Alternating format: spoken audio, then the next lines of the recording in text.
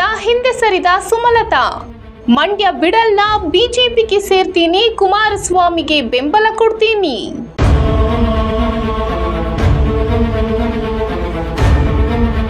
ಮಂಡ್ಯ ಬಿಟ್ಟು ನಾನು ಎಲ್ಲೂ ಹೋಗಲ್ಲ, ಹಾಗಾಗಿ ಈ ಬಾರಿಯ ಚುನಾವಣೆಯಲ್ಲಿ ನಾನು ಸ್ಪರ್ಧೆ ಮಾಡಲ್ಲ ಎಂದು ಸಂಸದೆ ಸುಮಲತಾ ಅಂಬರೀಶ್ ಸ್ಪಷ್ಟಪಡಿಸಿದ್ದು ಬಿಜೆಪಿಗೆ ಸೇರ್ಪಡೆಗೊಳ್ಳಲು ತೀರ್ಮಾನಿಸಿದ್ದಾರೆ. ನಾನು ಈ ಲೋಕಸಭೆ ಚುನಾವಣೆಯಲ್ಲಿ ಮಾತ್ರ ಸ್ಪರ್ಧಿಸುತ್ತಿಲ್ಲ ಎಂದು ಸಂಸದೆ ಸುಮಲತಾ ಅವರು ಹೇಳಿದ್ದು ಹಲವು ದಿನಗಳ ಗೊಂದಲಕ್ಕೆ ತೆರೆ ಎಳೆದಿದ್ದಾರೆ. ಈ ಬಾರಿಯ ಲೋಕಸಭೆ ಚುನಾವಣೆಯಲ್ಲಿ ಮಂಡ್ಯ ಕ್ಷೇತ್ರದ ಬಿಜೆಪಿ ಟಿಕೆಟ್ ತನಗೇ ಸಿಗುತ್ತೆ ಎಂದು ಹಾಲಿ ಸಂಸದೆ ಸುಮಲತಾ ಅಂಬರೀಶ್ ನಿರೀಕ್ಷೆಯಲ್ಲಿದ್ದರು. ಆದರೆ ಕೊನೆ ಹಂತದಲ್ಲಿ ಸುಮಲತಾ ಅಂಬರೀಶ್ ಅವರಿಗೆ ಟಿಕೆಟ್ ತಪ್ಪಿದೆ.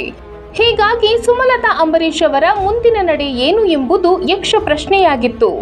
ಈ ಪ್ರಶ್ನೆಗೆಲ್ಲ ಮಂಡ್ಯದಲ್ಲಿ ಕಾರ್ಯಕರ್ತರ ಸಭೆ ನಡೆಸಿ ಉತ್ತರ ನೀಡಿದ್ದಾರೆ. ನಾನು ಕಾಂಗ್ರೆಸ್ ಪಕ್ಷಕ್ಕೆ ಹೋಗುವುದಿಲ್ಲ, ನೀವು ಬೇರೆ ಯಾವುದೇ ನಿರ್ಧಾರ ತೆಗೆದುಕೊಳ್ಳಬೇಡಿ ಅಂತ ಸ್ವತಃ ಪ್ರಧಾನಿ ಮೋದಿ ಅವರು ನನಗೆ ಹೇಳಿದ್ದಾರೆ ಎಂದು ತಿಳಿಸಿದ್ದಾರೆ. ಮಂಡ್ಯ ಜನರ ಸೇವೆ ಮಾಡಲು ನನಗೆ ಒಂದು ಪಕ್ಷದ ಸಹಾಯ ಬೇಕು. ನರೇಂದ್ರ ಮೋದಿಯವರಂತಹ ನಾಯಕತ್ವ ದೇಶಕ್ಕೆ ಬೇಕಾಗಿದೆ. ಇಂತಹ ನಾಯಕರಿರುವ ಪಕ್ಷ ಬಿಜೆಪಿ.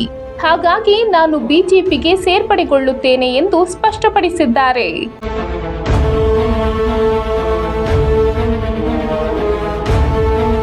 ಕೈಗೆ ಸುಮಾ ತಿರುಗುಬಾಣ. ಬಿಜೆಪಿ ಟಿಕೆಟ್ ಮೇಲೆ ಕಣ್ಣಿಟ್ಟು ಕಡೆಗೆ ಅತಂತ್ರರಾದ ಸ್ವತಂತ್ರ ಸಂಸದೆ ಸುಮಲತಾ ಅಂಬರೀಶ್ ಅವರು ಕಡೆಗೂ ಎನ್ಡಿಎ ಮೈತ್ರಿಗೆ ತಮ್ಮ ಬೆಂಬಲ ಅಬಾಧಿತ ಎನ್ನುವ ನಿರ್ಧಾರಕ್ಕೆ ಬಂದಿದ್ದಾರೆ. ಈ ಮಧ್ಯೆ ಸುಮಲತಾ ಅವರು ಉಪಮುಖ್ಯಮಂತ್ರಿ ಡಿಕೆ ಶಿವಕುಮಾರ್ ಸೇರಿದಂತೆ ಕಳೆದ ಚುನಾವಣೆಯಲ್ಲಿ ತಮ್ಮ ಬೆಂಬಲಕ್ಕೆ ನಿಂತ ಕೈಪಾಳ್ಯದ ವಿರುದ್ಧವೇ ಸೇಡಿನ ಸಮರಕ್ಕೂ ಅಣಿಯಾಗಿದ್ದಾರೆ. ಎನ್ಡಿಎ ಪಾಲುದಾರ ಪಕ್ಷ ಜೆಡಿಎಸ್ಗೆ ಮಂಡ್ಯ ಕ್ಷೇತ್ರ ಸಿಕ್ಕಿಯಾದ ನಂತರವೂ ಸುಮಲತಾ ಅವರು ಟಿಕೆಟ್ ಗಿಟ್ಟಿಸುವ ಕಸರತ್ತು ಬಿಟ್ಟಿರಲಿಲ್ಲ. ಅಂತಿಮವಾಗಿ ಅವರು ಬಿಜೆಪಿಯಲ್ಲಿ ಭವಿಷ್ಯ ಕಂಡುಕೊಳ್ಳುವ ಇರಾದೆಯೊಂದಿಗೆ ಅಲ್ಲೇ ನೆಲೆ ನಿಲ್ಲುವ ತೀರ್ಮಾನಕ್ಕೆ ಬಂದಿದ್ದಾರೆ. ಈಗಾಗಲೇ ಮಾಜಿ ಸಿಎಂ ಎಚ್.ಡಿ. ಕುಮಾರಸ್ವಾಮಿ ಜೊತೆಗೂ ಸೌಹಾರ್ದ ಮಾತುಕತೆ ನಡೆಸಿ ಬೆಂಬಲದ ಬಗ್ಗೆ ಸಕಾರಾತ್ಮಕ ಪ್ರತಿಕ್ರಿಯೆ ನೀಡಿದ್ದಾಗಿದೆ. ಇದರ ಜೊತೆಗೆ ತಾನು ಬಿಜೆಪಿ ಸೇರುವುದಾಗಿ ಅಧಿಕೃತವಾಗಿ ಘೋಷಣೆಯನ್ನೂ ಮಾಡಿದ್ದಾರೆ. DKShi and team target. Mandya ನೆಲದಲ್ಲಿ ಬಿಜೆಪಿಗೆ ಹೇಳಿಕೊಳ್ಳುವಂತಹ ಗಟ್ಟಿ ನೆಲೆಯೇನಿಲ್ಲ. ಈ ವಾಸ್ತವವನ್ನು ಸುಮಲತಾ ಚೆನ್ನಾಗಿಯೇ ಅರಿತಿದ್ದಾರೆ. ವಿಧಾನಸಭೆ ಚುನಾವಣೆ ಸಂದರ್ಭದಲ್ಲಿ ಭವಿಷ್ಯದ ರಾಜಕಾರಣದ ದೃಷ್ಟಿಯಿಂದ ಯಾವುದಾದರೂ ಒಂದು ಪಕ್ಷದಲ್ಲಿ ನೆಲೆಯೂರಲು ಅವರು ನಿರ್ಧರಿಸಿದ್ದರು.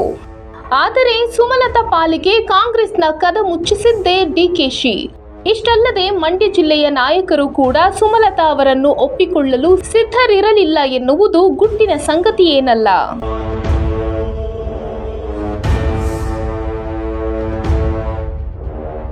ಸುಮಲತಾ ಅವರಿಗೆ ಅಂಬರೀಶ್ ಅವರ ತಾರಾಪತ್ನಿ ಎನ್ನುವುದೇ ಟ್ರಂಪ್ ಕಾರ್ಡ್.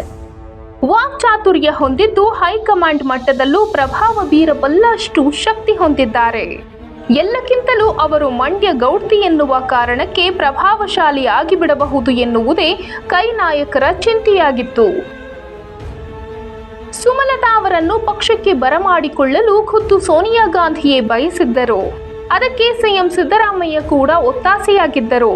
ಕಡೆಗೆ ಡಿಕೆಶಿ ಮತ್ತು ಮಂಡ್ಯ ಕೈ ಟೀಮ್ ಅಡ್ಡಗಾಲು ಹಾಕಿದ್ದು ಅಸಲಿ ಸಂಗತಿ. ಇಷ್ಟು ಮಾತ್ರವಲ್ಲದೆ ತಮ್ಮ ಬಗ್ಗೆ ಡಿಕೆಶಿ ನಕಾರಾತ್ಮಕ ನಿಲುವನ್ನೇ ಮುಂದುವರಿಸಿಕೊಂಡು ಬಂದಿದ್ದು ಸುಮಲತಾ ಅವರನ್ನು ಕೊತ ಕುದಿಯುವಂತೆ ಮಾಡಿದೆ. ಮಂಡ್ಯದಲ್ಲಿ ತಾವು ಗೆದ್ದ ನಂತರ ಕೈ ನಾಯಕರ ಅಸಹಕಾರವನ್ನು ಸುಮಲತಾ ಎದುರಿಸಿದ್ದರು. ಅಕ್ರಮ ಗಣಿಗಾರಿಕೆಗೆ ತಡೆ ಒಡ್ಡುವ ವಿಚಾರದಲ್ಲೂ ಸಂಸದೆಗೆ ಬೆಂಬಲ ಸಿಗಲಿಲ್ಲ.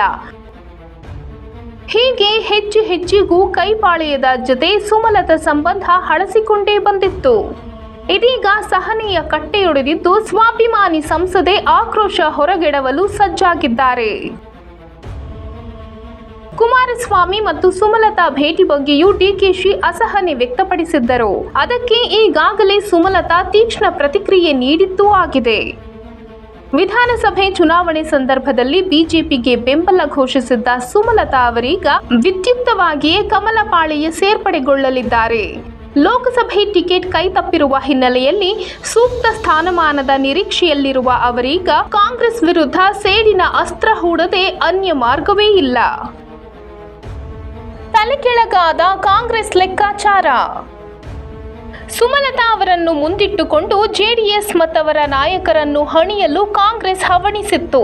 ಎಂಥದ್ದೇ ಪರಿಸ್ಥಿತಿಯಲ್ಲೂ ಸುಮಲತಾ ಅವರು ದಳಪತಿಗಳ ಜೊತೆ ಮೈತ್ರಿಗೆ ಮುಂದಾಗಲಾರರು, ಬೆಂಬಲ ನೀಡಲಾರರು ಎಂದೇ ಕಾಂಗ್ರೆಸ್ಸಿಗರು ನಂಬಿದ್ದರು. ಆದರೆ ಸುಮಲತಾ ಅವರಿಗೆ ಕೈಪಾಳೆಯದ ನಾಯಕರೇ ತಂದೊಡ್ಡಿದ್ದ ಪರಿಸ್ಥಿತಿಯಿಂದ ಬಿಜೆಪಿಯಲ್ಲಿ ಗಟ್ಟಿನೆಲೆ ಕಂಡುಕೊಳ್ಳುವ ಪರಿಸ್ಥಿತಿ ಎದುರಾಯಿತು.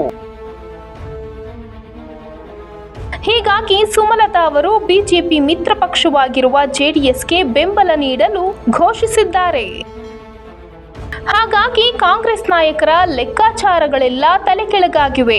ಮುಂದಿನ ದಿನಗಳಲ್ಲಿ ರಾಜ್ಯಸಭೆ ಅಥವಾ ವಿಧಾನ ಪರಿಷತ್ ಸ್ಥಾನದ ಮೂಲಕ ರಾಜಕೀಯವಾಗಿ ಸೂಕ್ತ ಸ್ಥಾನಮಾನ ಕಲ್ಪಿಸುವ ಭರವಸೆಯೇನೋ ಕಮಲಪಾಳೆಯದ ಹೈಕಮಾಂಡ್ನ ಅಭಯ ಸುಮಲತಾ ಅವರಿಗೆ ಸಿಕ್ಕಿದೆ. ಹೀಗೆ ಭರವಸೆ ನೀಡುವ ಸಂದರ್ಭದಲ್ಲೇ ಮೈತ್ರಿ ಧರ್ಮ ಪಾಲನೆಯ ಕಟ್ಟುನಿಟ್ಟಿನ ಸೂಚನೆಯು ಸುಮಲತಾ ಅವರಿಗೆ ರವಾನೆಯಾಗಿದೆ. ಸುಮಲತಾ ಅವರು ಜೆಡಿಎಸ್ ಬೆಂಬಲಕ್ಕೆ ನಿಂತು ಕುಮಾರಸ್ವಾಮಿ ಅವರ ಗೆಲುವಿಗೆ ಶಕ್ತಿ ಮೀರಿ ಶ್ರಮಿಸದೆ ಅನ್ಯ ಮಾರ್ಗವಿಲ್ಲ. ಒಂದರ್ಥದಲ್ಲಿ ಪ್ರಸಕ್ತ ಚುನಾವಣೆ ಸುಮಲತಾ ಪಾಲಿಗೂ ಅಗ್ನಿ ಪರೀಕ್ಷೆಯೇ ಆಗಿದೆ. ಕಳೆದ 2019ರ ಲೋಕಸಭೆ ಚುನಾವಣೆಯಲ್ಲಿ ಸುಮಲತಾ ಅವರು ಪಕ್ಷೇತರರಾಗಿ ಸ್ಪರ್ಧೆಗೆ ಇಳಿದಿದ್ದರು. ಬಿಜೆಪಿ ನೇರ ಬೆಂಬಲ ವ್ಯಕ್ತಪಡಿಸಿತ್ತು. ಕಾಂಗ್ರೆಸ್ ಮತ್ತು ರೈತ ಸಂಘ ಕೂಡ ಸುಮಲತಾ ಬೆನ್ನಿಗೆ ನಿಂತು ಗೆಲುವಿನಲ್ಲಿ ಪ್ರಮುಖ ಪಾತ್ರ ವಹಿಸಿದ್ದರು. ಡಿಕೆಶಿ ಅವರು ಎಚ್ಡಿಕೆ ಕೈ ಹಿಡಿದು ನಾವಿಬ್ಬರು ಜೋಡೆತ್ತುಗಳೆಂದು ಮುದ್ದಾಡಿದರೆ ಹೊರತು ಗುದ್ದಾಟಕ್ಕೆ ಇಳಿದಿದ್ದ ಒಬ್ಬನೇ ಒಬ್ಬ ಸ್ವಪಕ್ಷೀಯ ನಾಯಕ ಕಾರ್ಯಕರ್ತನನ್ನು ತಂದು ಜೆಡಿಎಸ್ಗೆ ಜತೆಗೂಡಿಸಲೇ ಇಲ್ಲ. ಚುನಾವಣಾ ಸಮರದುದ್ದಕ್ಕೂ ಜೆಡಿಎಸ್ ನಾಯಕರು ನಾಲಿಗೆ ಹರಿಯಬಿಟ್ಟರು. ಸುಮಲತಾ ವಿರುದ್ಧ ಅಸಂಬದ್ಧ ಮಾತುಗಳನ್ನಾಡಿಯೇ ಮಂಡ್ಯ ಜನರ ಭಾವನೆಗಳನ್ನು ಕೆರಳಿಸಿ ನಿಖಿಲ್ ಕುಮಾರಸ್ವಾಮಿ ಅವರನ್ನು ಸೋಲಿನ ದವಡೆಗೆ ದೂಡಿದರು. ಸುಮಲತಾ ಅವರ ಪರ ಎದ್ದ ಅನುಕಂಪ ಅಲೆಯಲ್ಲಿ ಕುಮಾರಸ್ವಾಮಿ ಮೇಲಿದ್ದ ಮಂಡ್ಯ ಜನರ ಅಭಿಮಾನ ಮಕಾಡೆ ಮಲಗಿತು. ನಿಖಿಲ್ ಕುಮಾರಸ್ವಾಮಿ ಅಕ್ಷರಶಃ ಆ ಚುನಾವಣೆಯಲ್ಲಿ ಚಕ್ರವ್ಯೂಹಕ್ಕೆ ಸಿಲುಕಿದ ಅಭಿಮನ್ಯುವಿನಂತೆಯೇ ಆಗಿಬಿಟ್ಟದ್ದು ಇತಿಹಾಸ. ಪ್ರಸಕ್ತ ಚುನಾವಣೆ ವೇಳೆಗೆ ದಳಪತಿಗಳು ಸುಮಲತಾ ವಿರುದ್ಧದ ಸಂಘರ್ಷವನ್ನು ಕೈಬಿಟ್ಟಿದ್ದಾರೆ. ಸ್ವತಃ ಕುಮಾರಸ್ವಾಮಿ ಅವರು ಮಾತಿನ ಮಧ್ಯೆ ಸುಮಲತಾ ಅವರು ನನ್ನ ಸ್ವಂತ ಅಕ್ಕ ಇದ್ದಂತೆ, ಅವರನ್ನು ಭೇಟಿಯಾಗಿ ಬೆಂಬಲ ಕೋರುವೆ ಎಂದಿದ್ದರು. ಅಂತೆಯೇ ಮೊನ್ನೆ ಅವರ ನಿವಾಸಕ್ಕೆ ತೆರಳಿ ಮಾತುಕತೆ ನಡೆಸಿದ್ದಾರೆ. ಚುನಾವಣೆಯಲ್ಲಿ ತಮ್ಮ ಬೆಂಬಲಕ್ಕೆ ನಿಲ್ಲುವಂತೆ ಮತ್ತು ನಾಮಪತ್ರ ಸಲ್ಲಿಕೆ ಸಂದರ್ಭದಲ್ಲೂ ಹಾಜರಿರುವಂತೆ ಆಹ್ವಾನ ನೀಡಿದ್ದಾರೆ ಎಂದು ಹೇಳಲಾಗಿದೆ. ಇತ್ತ ಮಂಡ್ಯದ ಜೆಡಿಎಸ್ ನಾಯಕರು ಸುಮಲತಾ ಬಗ್ಗೆ ಸಾಫ್ಟ್ ಕಾರ್ನರ್ ಆಗಿಯೇ ಬಿಟ್ಟಿದ್ದಾರೆ. ಕಹಿ ಉಣಿಸಿದ್ದವರ ಕೈಯಲ್ಲಿ ಕಾಂಗ್ರೆಸ್.